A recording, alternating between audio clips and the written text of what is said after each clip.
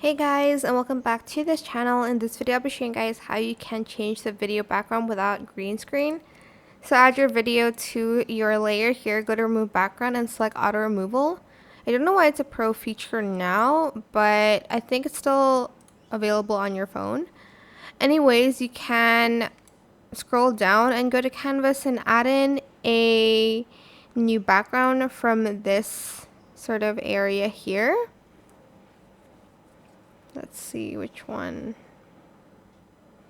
I should do. Maybe like this one because it's yellow and matches him a little bit. If you want to add that, place it in the first row. But if you want to add another background, place it on the second row. And like add in another background like this for instance and place it underneath.